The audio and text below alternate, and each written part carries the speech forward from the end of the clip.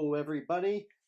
I am Mixlum with the Miles Revolution, and you are watching the Countdown to Revolution playlist on the Miles Revolution YouTube channel. Today, I will be counting down my top 10 albums by one of my favorite bands, Pink Floyd. Always handle your business, but we got something to finish. I'll be here making these off jump. Hey, everybody. Thank you for joining me today. Again, I'm Mixlum with the Miles Revolution, and you are watching Countdown to Revolution, the top 10 show,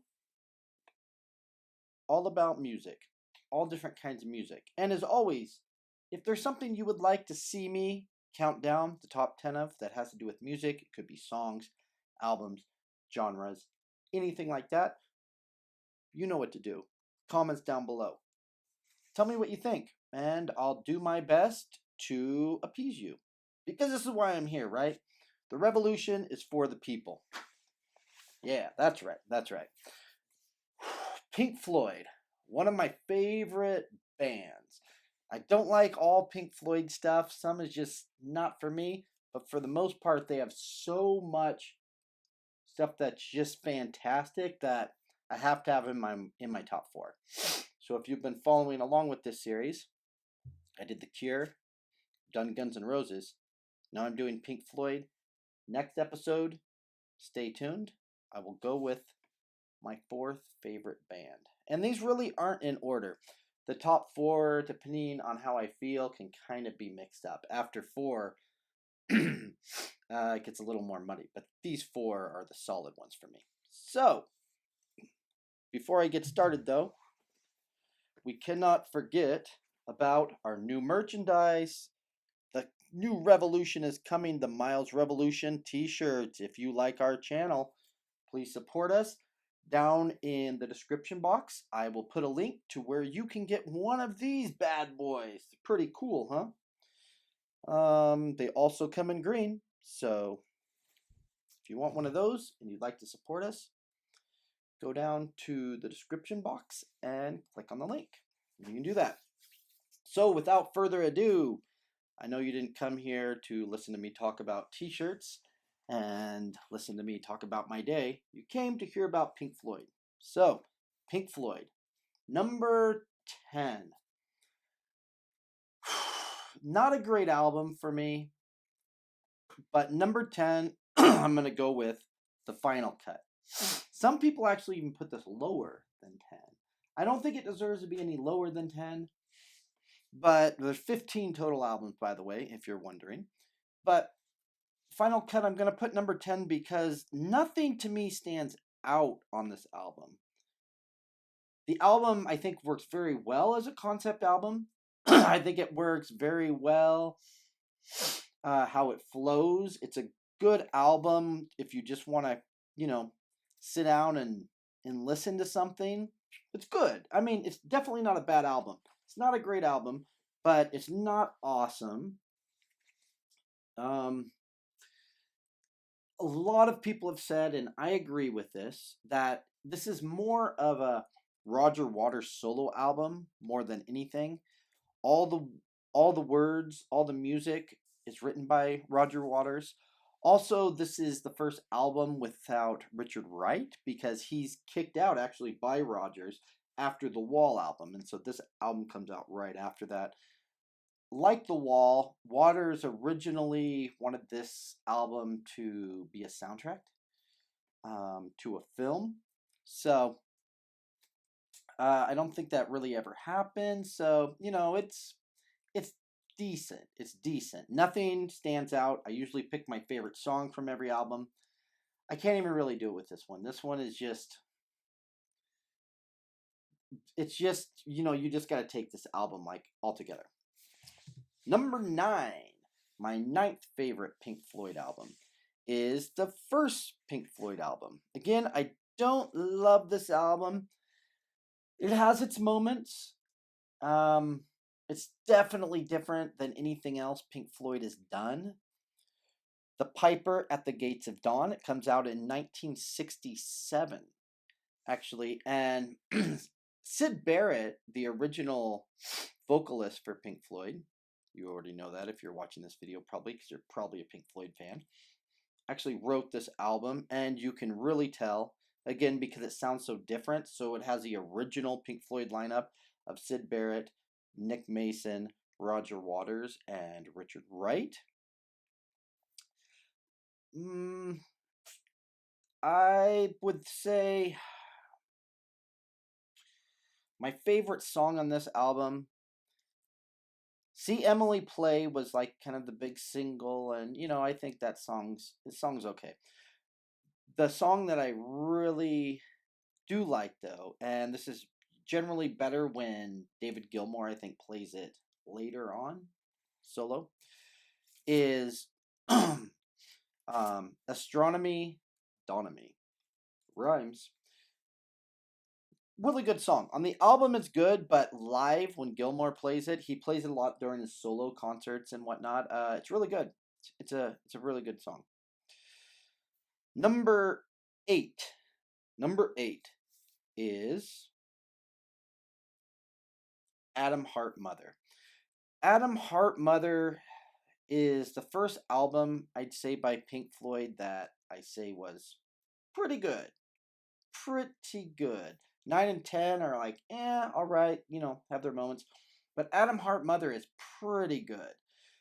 I mean, if you just look at like some of the words of the songs, I will say my favorite song right off the bat on this one is If. I love that song. The song If, and the line in there, if I go insane, will you still let me join the game? I don't know. There's just something about that line that I just think just kind of hits home, because I don't know about everybody. I don't know if it's just me. I don't know if I'm the one that always feels like I'm going insane. But there seems to always be this fear kind of within a lot of us that one day will just kind of be too much for everybody and we won't really be invited anymore. So that's why I really like that that lyric, if I go insane, will you still let me join the game? Because even if we do go insane, we still kind of need our team with us, right?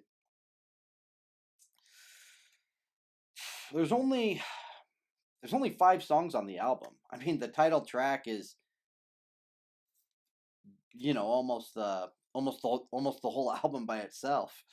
And often when I listen to this album, I will just listen to the title track, actually. And I mean, that seems almost the entire album by itself. But the shorter songs on there are really good. And so that's why I say at number 8 is Atom Heart Mother. And it's the first pretty good Pink Floyd album. Number 7. I think this is probably my first controversial pick. Number 7 is Momentary Lapse of Reason. Now, much like Final Cut, people will say that's a Roger Waters solo album. A Momentary Lapse of Reason, I think, can very rightly be said more of a David Gilmour album. David Gilmour writes this album, but he doesn't write it entirely alone. He kind of brings in some outsiders to be co-writers with him. And this album is the return of Richard Wright. So that's another good thing. I think the reason a lot of people don't like this Floyd album because it doesn't sound as much like Pink Floyd, because so much is written by Waters, so much of the really good stuff. And David Gilmour just had such a different kind of style. So I can see why a lot of Pink Floyd fans might not like it as much. But I think it has some very top-notch tracks. On the Turning Away is just fantastic, I think. Learning to Fly, I'm going to pick with my favorite song off this album. I think Learning to Fly is one of my top 10 Pink Floyd songs ever. I know that might sound a little blasphemous coming from this album, but I think it's fantastic. I really like it, and like a lot of their songs, I like it performed better live. So I wouldn't say this album necessarily gets a lot of unwarranted criticism, because I think the criticism is valid if you're criticizing it from a Pink Floyd album standpoint, but I don't think the criticism is valid if you're criticizing it as just not a good album in general, because I think it is. I think it's a solid album. There's not very many weak tracks on there for me. Number 6. Number 6, I will go with Metal. Metal is one of those albums that you can just lay in bed, sit on your couch, turn off the lights, close your eyes, and you just kind of take it all in.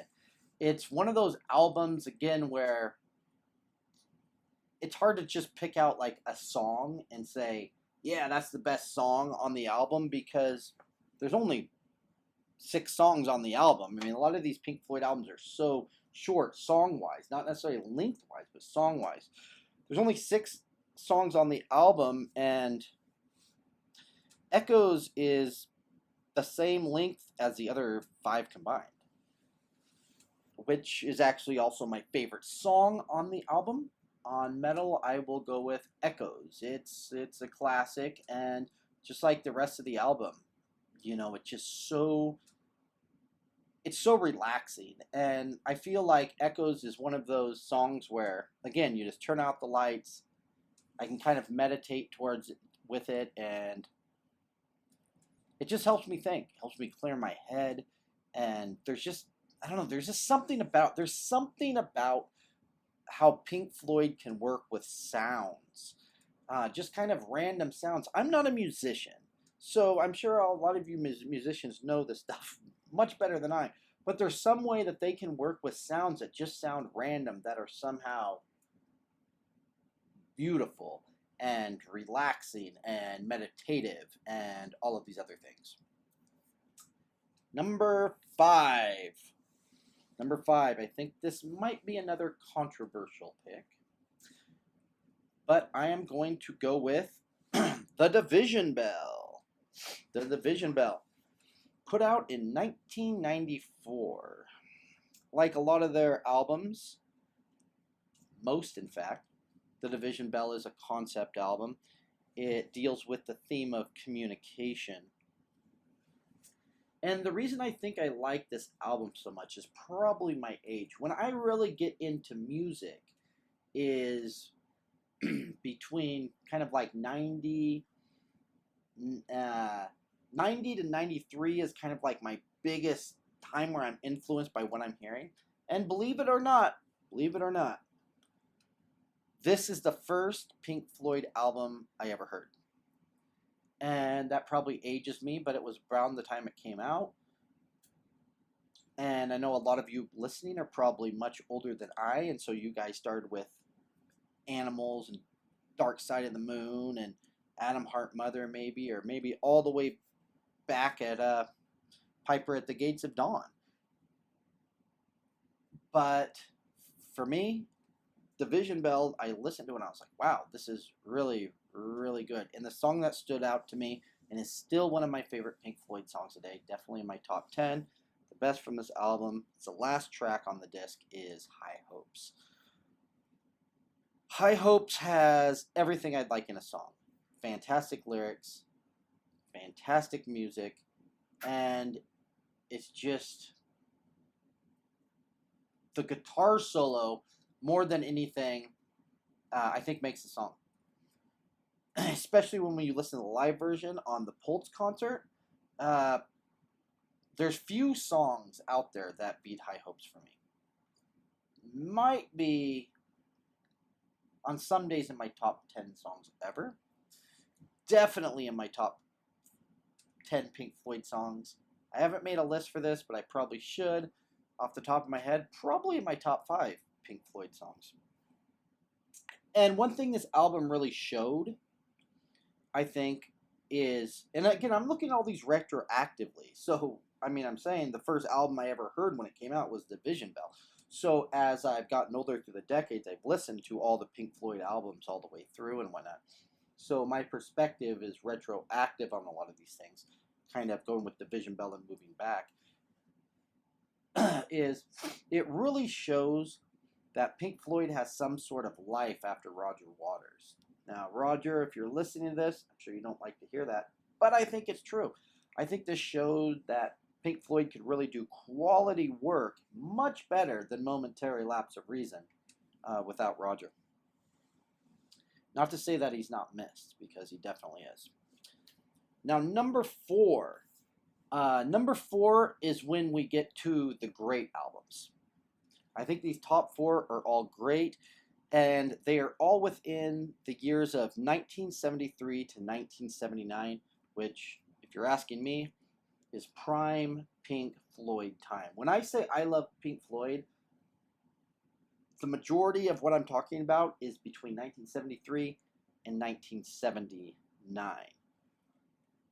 This album is Animals. Animals. Another concept album. It's a big critique of capitalism. Some have said that it's loosely related to George Orwell's book, Animal Farm.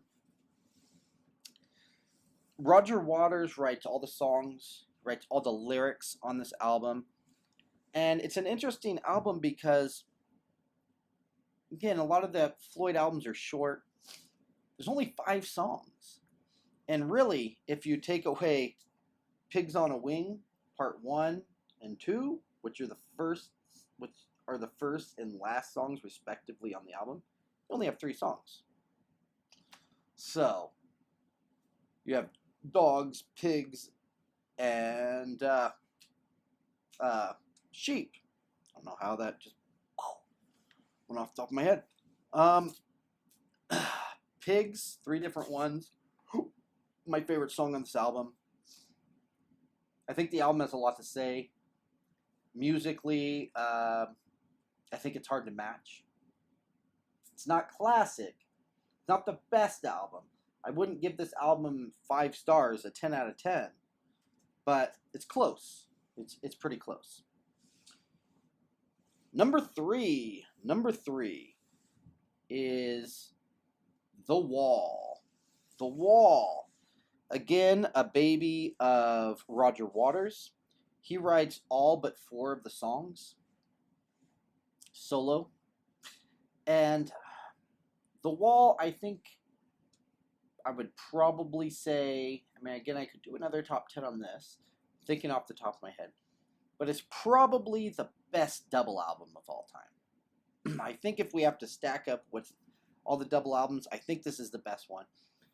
The Wall, as we know, is a rock opera, and it's so much better if you're watching the movie with it. The Wall's good, don't get me wrong, if you just kind of put it on and listen to it. But it's so much better if it goes with the movie, because that's the way it's meant to be. So some of the shorter songs and some of the more obscure songs on there, I don't like to listen to them as much just on the album itself. But with the movie, I love them. And my favorite song on The Wall, I would have to go with probably my favorite Pink Floyd song of all time, Comfortably Numb. Classic.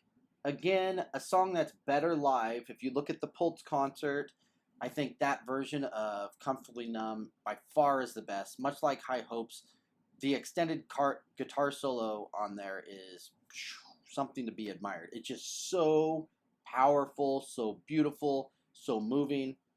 Love it. Never get tired of it. I can listen. It's one of those songs I can listen to and listen to and listen to, and it's never been overplayed for me. Now the top two albums, I am giving 5 stars. I'm giving 10 out of 10, and I don't do this with many albums. There's a very short list of albums that I think are perfect. And I mean perfect. These next 2 are. And depending on the day, I think I could flip these back and forth, but 80% of the time, I think I'm going to have them in this order. Number 2, Wish You Were Here. Wish You Were Here. Again, Roger Waters writes most of this album. It has, this epic Shine On You Crazy Diamond, which is long, but unlike some of the other Pink Floyd songs, it never seems to me as long as it actually is. Some of their other really long songs I'll be listening to, and I'm like, yeah, this has been going a while. But Shine On You Crazy Diamond, not so much. The song just somehow, I think, because it has so many moving parts within the songs and it transitions so well that it never feels as long as it actually is. And that song, of course, is written about Syd Barrett. My favorite song on this album, Wish You Were Here. I think Wish You Were Here probably in my top 3 songs. I'm guessing Comfortably Numb, Wish You Were Here, and High Hopes are probably my top 3. So maybe that's a bit of a spoiler if I do a top 10 Pink Floyd song later. But yeah, for now I'm going to go with those off the top of my head. Number 1. Number 1 is probably no surprise, Dark Side of the Moon.